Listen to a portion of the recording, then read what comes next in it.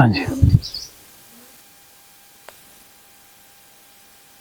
आदरणीय स्कूल के मुख्य अध्यापक, अध्यापिका श्रीमती सरोज बाला और हमारे विद्यालय के स्टाफगण, प्यारे बच्चों, जैसा कि कल आपको बताया गया था कि हमारे विद्यालय में बहुत ही प्रतिष्ठित और सूझवान, योग्य साइकेट्रिस्ट, मनोवैज्ञानिक हमारे बीच हैं डॉक्टर राजेंद्र जी जोधपुरिया।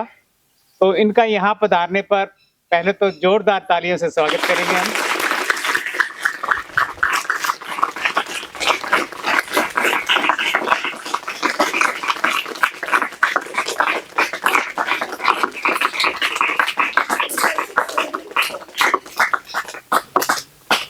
वैसे तो ये मनोवैज्ञानिक रोग के स्पेशलिस्ट हैं, लेकिन आज आपसे संबंधित ही, विद्यार्थियों से संबंधित कुछ छोटी छोटी पहलुओं पर चर्चा करेंगे जो कि आपके काम आएंगे जीवन में, कि आपको क्या क्या समस्याएं हो सकती हैं और उनका समाधान क्या है, साथ में समाधान भी बताएंगे। तो मैं अब आमंत्रित करना चाहूंगा तालियों के साथ डॉक्टर राजेंद्र जी जोधपुरिया को।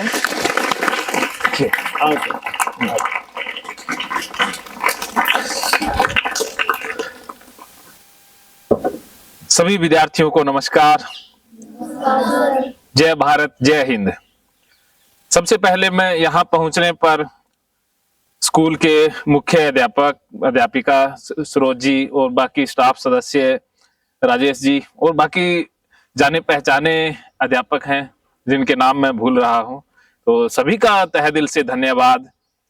और प्यारे विद्यार्थियों, आपका भी धन्यवाद कि आप मानसिक स्वास्थ्य पर मेरी छोटी सी बातचीत सुनने के लिए यहाँ पर बैठे हैं।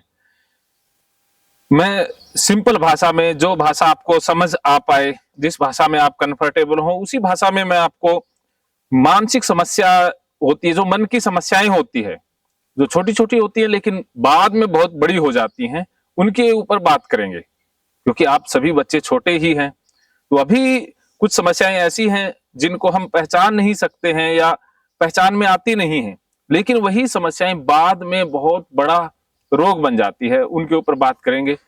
इससे पहले मैं सभी स्टाफ सदस्यों को एक बार फिर से धन्यवाद देना चाहूंगा कि स्कूल वाकई ही बहुत सुंदर है। आप बहुत भाग्यशाली बच्चे हैं।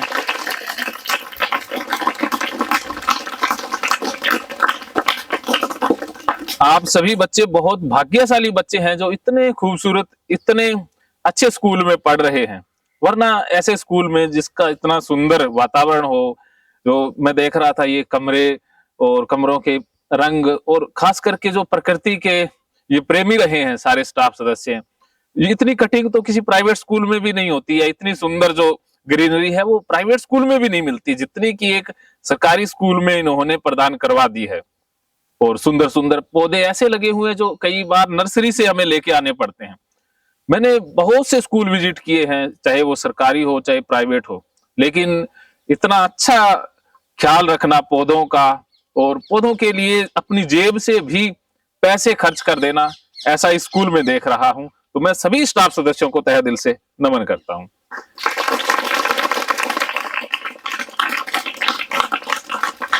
तो प्यारे विद्यार्थियों, अब हम बात करेंगे कि मानसिक समस्याओं की। जैसे आप ये समझते हैं ना कि हम जब बीमार हो जाते हैं, जब आपको बुखार हो, खांसी हो या सर्दी लग जाए, तो आप किसके पास जाते हैं? डॉक्टर के पास जाते हैं। तो जब शरीर बीमार हो जाए तो हम डॉक्टर के पास चले जाते हैं। लेकिन जब मन बीमार हो जाए, मन में कोई परेशानी हो, तो हम किसके पास जाते हैं? नहीं जाते हैं, क्योंकि हमें पता ही नहीं है कि मन भी कभी बीमार होता है। हमें मन की बीमारियों के विषय में, मन की परेशानियों के विषय में जानकारी होती ही नहीं है। लेकिन मन भी तो बीमार होता है ना। शरीर से ज्यादा तो समस्याएं मानसिक होती हैं, और अगर हमारा मन परेशान है, दुखी है, तो हमारा शरीर भी बीमार हो जाएगा।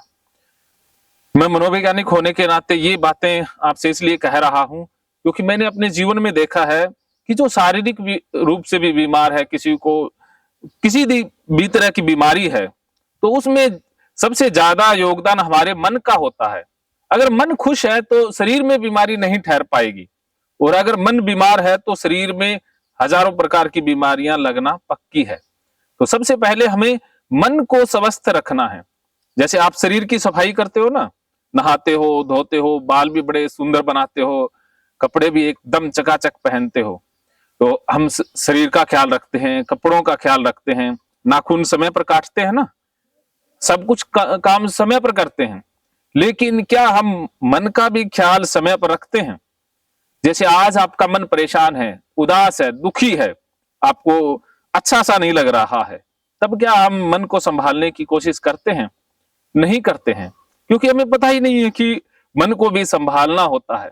लेकिन मैंने इस जीवन में अनुभव किया है, बहुत से लोगों की हिस्ट्रियां पढ़ी, और पिछले दिनों भी एक मैं देख रहा था, एक बहुत फेमस कलाकार की उसकी हिस्ट्री आई थी, उसकी मूवी थी यो यो हनी सिंह, एक नाम सुना होगा आपने, आप नहीं जानते होंगे। तो उसने बताया था कि जैसे अगर हमारा ये कोई शरीर का हिस्सा खराब है तो डॉक्टर ठीक कर देगा, किडनी खराब है तो हमें रिश्तेदार देने के लिए तैयार हो जाते हैं, या हम पैसे वाले हैं तो पैसा देकर के बाहर से खरीद भी सकते हैं।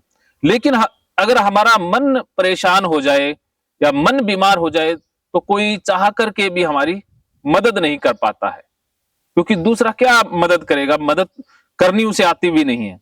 तो सबसे जरूरी है मन को संभाल कर रखना।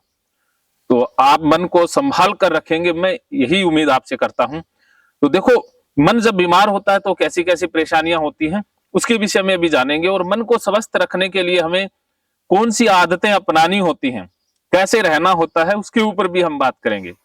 तो जैसे आप डॉक्टर के पास चले जाते हैं ना बुखार होने पर, तो जब हम मन से बीमार हों तो हम किसी के पास नहीं जाते हैं ना, तो आप ज्यादातर क्या करते हैं कि हम अपनी मन की बातों को मन में लिए बैठे रहते हैं।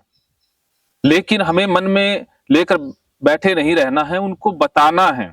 और आज समय ऐसा आ गया है कि मन की बातें सुनने के लिए कोई तैयार नहीं है, तो उनको सुनने के लिए या मन की समस्याओं को दूर करने का जो कार्य करते हैं वो करते हैं मनोवैज्ञानिक।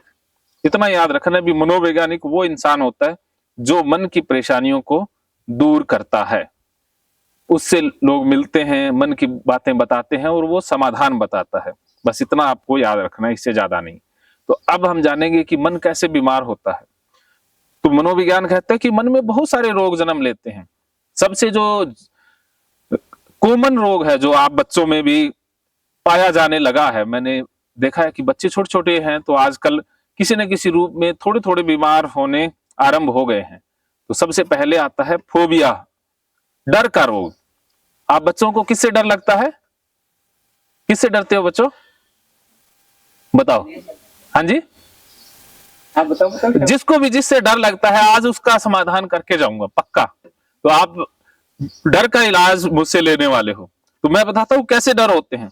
जैसे बहुत प्रकार के डर होते हैं, उन्हें हम फोबिया कहते हैं। जैसे किसी को रात को अंधेरे में जाने से डर लगता है ना, कि अकेले नहीं जा सकते हैं, मम्मी पापा को साथ लेके जाएंगे, ऐसा होता है ना, तो ये फोबिया रोग है। देखो, अंधेरे में आपको लगता है कि कुछ होगा और मुझे पकड़ लेगा, मुझे कुछ हो जाएगा, तो आप बाहर जाना बंद कर देते हैं, या लेके जाते हैं तो दूसरों को लेके जाते हैं। तो ये डर की शुरुआत होती है घर से ही। और आज जो हमें रोगी बना रहा है वो है सोशल मीडिया। देखिए, जो ये मोबाइल है सबके पास है ना, सभी चलाते हैं, सारे देखते हैं ना बच्चे मोबाइल। तो ये फायदे के साथ साथ हमें मानसिक रोगी भी बना रहा है। मैं ये नहीं कह रहा भी इसका फायदा नहीं है, फायदा है बहुत सारा, लेकिन इसका एक पक्ष ये भी है कि ये मानसिक रोगी भी हमें बनाता है। उसमें आप कोई ऐसी क्लिप देखते हो, वीडियो देखते हो कि अंधेरे में कोई गया, उसके साथ कुछ बुरा हो गया, तो आपको लगता है कि उसके साथ कुछ हुआ, अब मुझे भी कुछ हो जाएगा, तो आप अंधेरे में जाना बंद कर देते हैं। तो इससे रोग जन्म ले लेता है, जिसे अंधेरे का फोबिया बोलते हैं। ऐसे और बहुत सारे होते हैं, जैसे बहुत से बच्चे जानवरों से डरने लग जाते हैं। कुछ बच्चे ऐसे हैं जो छिपकली से डरते हैं। बच्चों के साथ साथ बहुत बड़े बड़े लोग हैं जो छिपकली से डरते हैं, इसे लिजार्ड फोबिया कहते हैं। मेरे पास इलाज लेने के लिए आते हैं तो छिपकली का डर लगता है उनको। तो एक बार एक इंसान का फोन आया, वो इंसान कहते सर मेरी वाइफ को ना छिपकली से डर लगता है, और अब पत्नी ने साफ कह दिया है कि घर में एक ही प्राणी रहेगा, एक ही जीव रहेगा, या तो छिपकली रहेगी या मैं रहूंगी। तो पति का काम है छिपकली को घर से बाहर निकालना। अब उसको छिपकली दिख जाए तो उसका एकदम से डर लगने लग जाता है, चिल्लाना, हाथों में पसीना आना, घबराहट हो जाना, बीपी बढ़ जाना। तो उसको लगता है कि छिपकली जहरीली होती है, खाने में गिर गई तो कुछ हो जाएगा, क्योंकि यही भी उसने किसी से सुना होता है कि किसी रिश्तेदार के यहाँ गिर गई थी, या मोबाइल में तो आजकल इस तरह के वीडियोज आते ही रहते हैं, तो उनको डर लगने लग जाता है छिपकलियों से। तो ये भी फोबिया है। इसके अलावा सांप से डरना, स्नेक फोबिया बोलते हैं। अब आप कहोगे जी सांप से तो सारे ही डरते हैं। एक होता है कुदरती डर, नेचुरल डर, एक होता है फोबिया वाला डर। उन दोनों में अंतर होता है। जैसे आपके सामने सांप आ जाए तो सभी भागोगे ना, ये तो नेचुरल है, लेकिन अभी आपके मन में सांप नहीं है। लेकिन जिसको फोबिया हो जाए उसके दिमाग में बस सांप ही बैठा रहता है, वो चलेगा तो नीचे देख करके कहीं सांप ना हो। अब वो सोएंगे रात को ना, तो इधर से भी बिस्तर दबाएंगे, इधर से रजाई दबाएंगे, पहले तो झाड़ेंगे, सारा बिस्तर झाड़ेंगे कि कहीं हो ना हो। कभी तकिए में देखेंगे, कभी कुर्सी के नीचे देखेंगे, कभी बेड के नीचे देखेंगे। जब आधा घंटा पूरा कमरे का वो रेस्क्यू ऑपरेशन कर लेते हैं, फिर सोते हैं, फिर रजाई को दाब लेंगे कि इधर से भी रात को ना आ जाए, क्योंकि उन्होंने वीडियो जैसे देखे होते हैं, सुना होता है कि रात को कोई सांप आ गया और उनको डस लिया और वो मर गया, तो उनको लगता है कि उसको खा गया तो अब मुझे भी खा जाएगा। तो वो एहतियात बरतने लग जाते हैं, कुछ ज्यादा ही, हद से भी ज्यादा सुरक्षित हो जाना भी मानसिक रोग है। तो इस तरह का लक्षण स्नेक फोबिया में होता है। जैसे आप बच्चे मोबाइल में देखते हैं ना, कई बार भूतों वाली क्लिप भी देखते हैं, तो आपको डर लगने लग जाता है कि कोई शमशान घाट है, वहां से निकलेंगे तो कोई भूत पकड़ लेगा, या रात को अकेले नहीं जाते हैं कि भूत आ जाएगा। तो ये भी डर है, ये भी फोबिया है, घोस्ट फोबिया है। तो ऐसे बहुत सारे डर होते हैं ना। जैसे आप किसी बंद स्थान पर नहीं जाते हो, क्लस्ट्रोफोबिया बोलते हैं। कि कुछ लोग ऐसे हैं, बच्चे भी हैं, कि जो लिफ्ट में नहीं जाएंगे या बंद कमरे में नहीं जाएंगे। उन्हें लगता है कि बंद स्थान पर गए तो दम घुट जाएगा, या लिफ्ट में गए तो लाइट चली जाएगी तो मर जाएंगे। ये भी उन्होंने सुना होता है, देखा होता है, तो इससे भी उनके मन में रोग हो जाता है। ऊंचाई पर नहीं जाते हैं, ऊंचाई से उनको डर लगता है कि गिर जाएंगे, कुछ हो जाएगा। इस तरह के और भी बहुत सारे हो सकते हैं। जैसे स्टडी से रिलेटेड हो सकते हैं, जैसे मैथ से डर लगता हो, इंग्लिश से ज्यादा डर लगता हो, या किसी अध्यापक से ज्यादा डर लगता हो। भी अध्यापक को देखते ही एकदम से घबराहट शुरू हो जाती है, किसी स्पेसिफिक से, सबसे नहीं होती, सबको देखकर तो अच्छा लगता है। मैं आपके अध्यापकों की बात नहीं कर रहा हूं, आपके अध्यापकों को देखकर के तो आपके अंदर बहुत खुशी वाले हार्मोन रिलीज होते हैं, उनको देख करके तो आप खुश होते हैं, इसीलिए तो आप स्कूल में आते हैं, वरना आप स्कूल में ही नहीं आते। तो आप सभी तैयार होके आते हो, तो इसका मतलब है आप अध्यापकों से बहुत प्रेम करते हैं। लेकिन कई बार डर बैठ जाता है किसी घटना के कारण, या कुछ ऐसा हो जाता है। हमारे समय में ज्यादा होता था, अब तो ये कम हो गया है। तो ये भी एक फोबिया है कि किसी इंसान को देख करके हमारा व्यवहार है वो बदल जाता है, या उससे डरने लग जाते हैं, या दूर हो जाते हैं। तो ये भी फोबिया है। या एग्जाम के समय हमें एग्जाम से डर लगने लग जाता है कि एग्जाम कैसे देंगे, कहीं भूल तो नहीं जाएंगे, कि कहीं जब पेपर सामने होगा तो जो याद किया वो भूल तो नहीं जाएंगे। इस तरह के विचार आकर के हम एग्जाम के दिनों में परेशान हो जाते हैं, खाना पीना कम हो जाता है, भूख भी कम लगने लग जाती है। तो ये भी फोबिया है। और बहुत से बच्चे ऐसे भी तो होते ही हैं जो स्टेज पर नहीं बोल पाते हैं। स्टेज फोबिया होता है ना, कि स्टेज के ऊपर आएंगे तो पैर कांपने लग जाते हैं, बोल नहीं पाते हैं। ये भी एक फोबिया है। ऐसे और बहुत सारे फोबिया हो सकते हैं। तो आप में आपको जिससे भी डर लगता है ना, वो मुझे खुलकर बताओगे कि आपको किस किस से डर लगता है। तो कोई बच्चा बताना चाहेगा कि आपको किससे डर लगता है? हाँ हाँ, बताएं बताएं। जिसको डर लगता है उसका समाधान भी करेंगे। लगता है बच्चों डर? किससे डर लगता है? अंधेरे से डर लगता है। अच्छा, अंधेरे से डर लगता है, इसके पीछे कारण है कोई ना कोई, वो आप बताना चाहो तो बता देना, नहीं तो कोई दिक्कत नहीं, लेकिन डर दूर पक्का कर देंगे। और किस किस को और किसी चीज से डर लगता है बताइए? कॉकरोच से डर लगता होगा किसी को, खास करके लड़कियों को उससे ज्यादा डर लगता है। तो ये भी फोबिया होता है। और भी बहुत सारे होते हैं। कुत्ते से डरने वाले बहुत मिलते हैं। मेरे पास बहुत लोग आते हैं जिनको कुत्तों से डर लगता है। वो जहां से कुत्ता निकल जाए तो वहां से निकलेंगे नहीं। पहली बात तो उनको लगेगा कि कुत्ते ने काट लिया तो अब कोई बीमारी हो जाएगी, या कुत्ते से दूर भागते रहते हैं, या कुत्ते को देख लिया तो बार बार जाके हाथ धोने लग जाएंगे। वो हाथ धोने वाली बीमारी दूसरी है, उसके ऊपर बात करेंगे। तो पहले डर वाली, तो और किसी चीज से आपको डर लगता हो, बताइए, लगता है? हाँ हाँ, हम बताना चाहेंगे। ये गुड़िया है उधर, क्या किससे डर लगता है बताइए? अच्छा, अंधेरे से डरने वाले हैं। और अंधेरे से और कौन कौन डरता है? हाथ खड़े कर दीजिए। वह इतने सारे अंधेरे से डरते हो? अच्छा, और किस किस से डर लगता है? चलो अंधेरे का फोबिया आज दूर करेंगे सबका। हाँ, भूतों से डर लगता है। कहानियां बहुत सुनी होगी ना, टीवी पर देखा होगा, दादी नानी ने बताया होगा। तो हम, हाँ, स्कूल की लड़कियां बताती हैं, बड़ा चढ़ा करके बताती हैं, और हम भी सुनते भी बहुत एकदम। ऐसे तो सुने ना सुने, लेकिन भूतों की कहानियां सुनते हैं तो रोंगटे खड़े हो जाते हैं। हाँ, तो ये भी रोग बन जाता है। देखो क्या है कि जो हम रोगी पैदा नहीं होते, ये बात याद रखना है, हमें बाहर से ही रोग मिलता है। और मैं कड़वी बातें भी कई बार कहता हूं कि हम बीमार समाज में रह रहे हैं।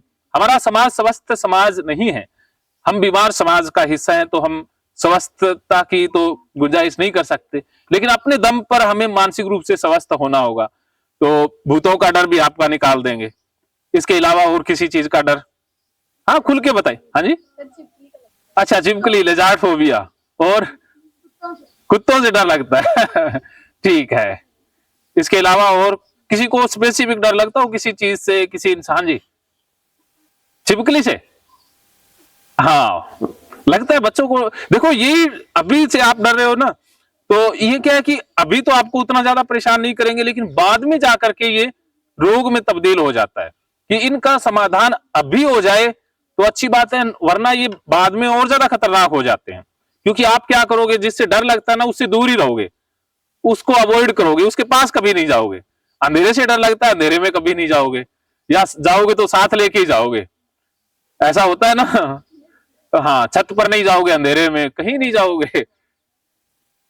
चलिए, ये तो फोबिया की बात हुई। अब एक दूसरे रोग की बात कर लेते हैं, जिसका सिम्टम मैंने देखा है कि 8 साल के बच्चों में आने लग जाता है। आप में तो नहीं होगा, लेकिन आपके परिवार में उस तरह के लोग हो सकते हैं, जिनको पहचानना बहुत जरूरी है। और कोरोना ने उस रोग को बहुत बढ़ा दिया है। कोरोना सुना है ना नाम? आया था तो आप तो शायद उसमें पढ़ते भी, छुट्टियां हो गई थी 1-2 साल के लिए, स्कूल बंदी से ही हो गए थे, कुछ 1 साल तो लगभग रहे होंगे। तो वो एक ऐसा दौर था जिसने बीमारी बहुत फैलाई, मानसिक बीमारी। तो कोरोना में बताया जाता था कि बार बार हाथ धो, सामान धो, सब चीजों को धो, तो लोग बीमार हो गए धो धो करके। क्योंकि उससे पहले भी वो रोग था, ओसीडी उसे बोलते हैं, ऑब्सेसिव कंपल्सिव डिसऑर्डर, जिसमें बार बार हाथ धोए जाते हैं। भी आप जैसे खाना खाने से पहले, खाना खाने के बाद, या शौच के बाद हाथ धोते हैं ना, लेकिन जिसको ये ओसीडी हो जाए, वो तो दरवाजे को भी नहीं टच करेंगे। उनको लगता है दरवाजा ही गंदा है, तो वो कोहनी से ऐसे दरवाजा खोलेंगे, ऐसे ऐसे खोलते हैं, पैर से खोलते हैं, या दरवाजा खोलते ही नहीं है, कमरे में बैठे बैठे ही रहेंगे, दूसरे को कह देते हैं कि चलो दरवाजा दूसरा खोल लेगा, उसके हाथ गंदे होंगे ना। तो या फिर वो ऐसे करते हैं, तो वो क्या करते हैं, लग जाए कुदरती हाथ दरवाजे के हैंडल के, तो बार बार जाएंगे, साबुन से हाथ धोएंगे, लगे ही रहेंगे, एक एक साबुन की वो टिक्की तक समाप्त कर देते हैं, और ये चमड़ी तक उतर जाती है।